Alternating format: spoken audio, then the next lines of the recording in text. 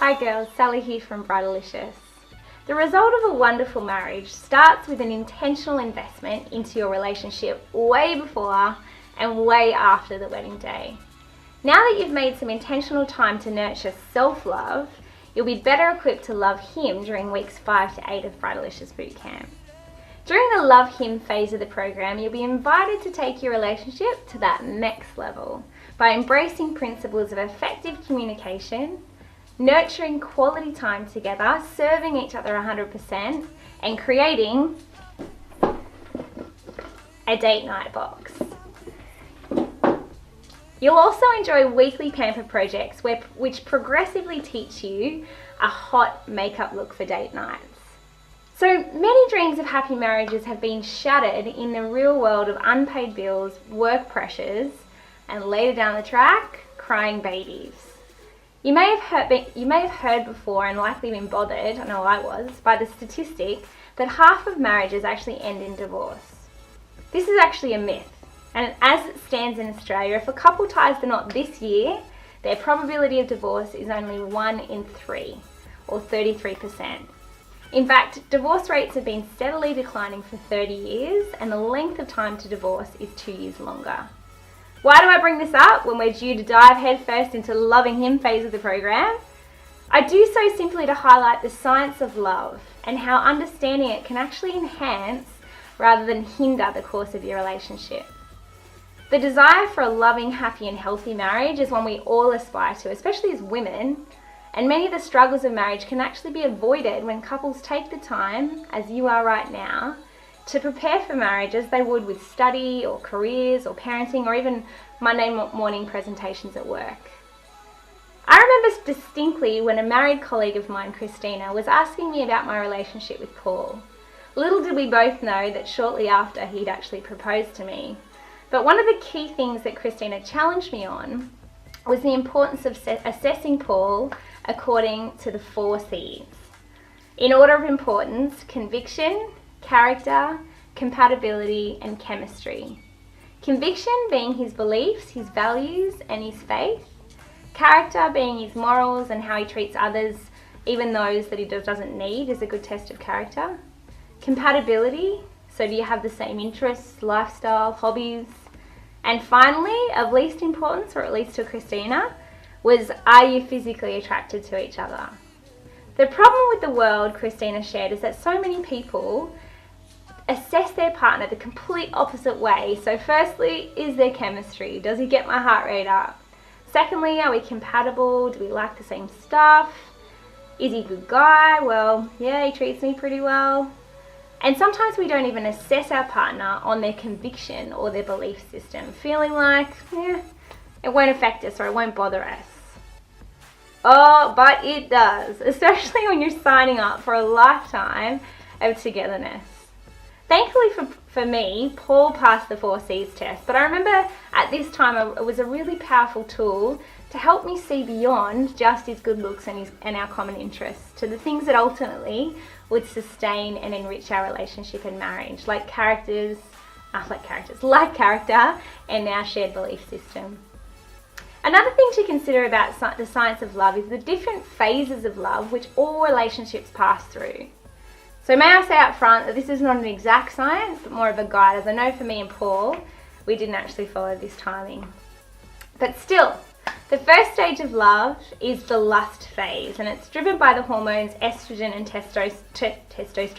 testosterone, and is largely related to a physical attraction to your partner.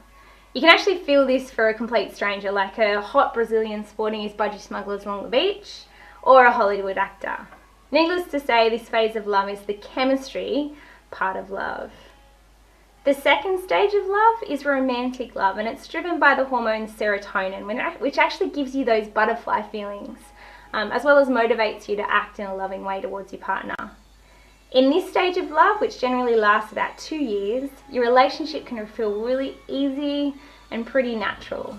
And you may not be able to relate to comments like, marriage is hard work, or falling in love requires a pulse, staying in love requires a plan.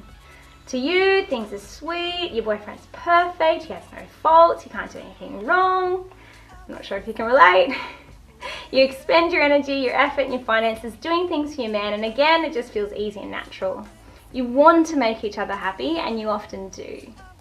When in this euphoric stage of love, your relationship feels wonderful, and the next stage of love isn't even considered, nor is it widely talked about. However, when a couple comes down off this emotional high of romantic love, there's often confusion about the other person, about the relationship in general. Some people even say, I don't feel love for them anymore.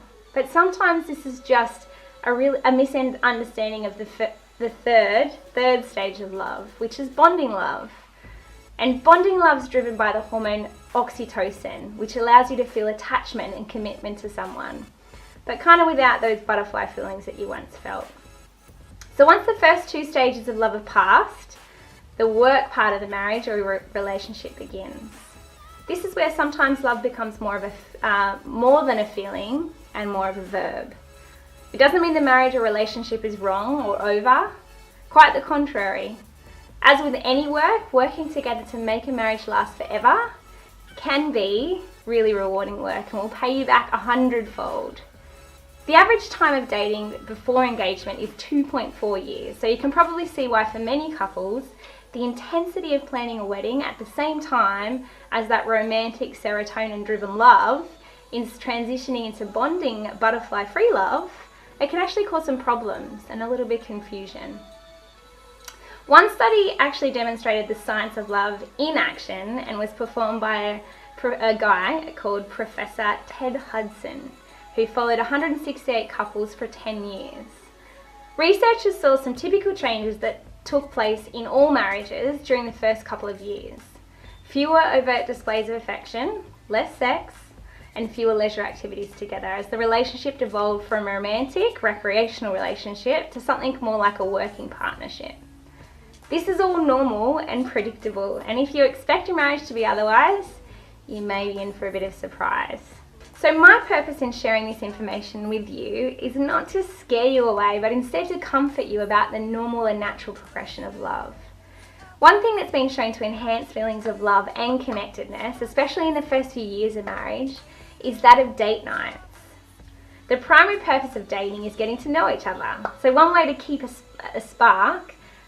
one way to keep the spark and friendship in your marriage is to invest in regular date nights or date days for that matter. Paul and I like an occasional date day. Dedicating time to invest into your relationship amidst the busyness of life, both wedding planning and once married, is vitally important. So your transformation task this week is to brainstorm some date nights. So grab a piece of paper for both you and your partner and write down 4 date ideas each, including the idea, the location and cost, and then throw them in a hat or a box like this one, and select one on each week that you'll fulfill that coming week. So practice this as a habit on your Super Sundays and all the way up to your wedding day. Do this beyond the wedding to keep your marriage fun and exciting. I highly recommend it.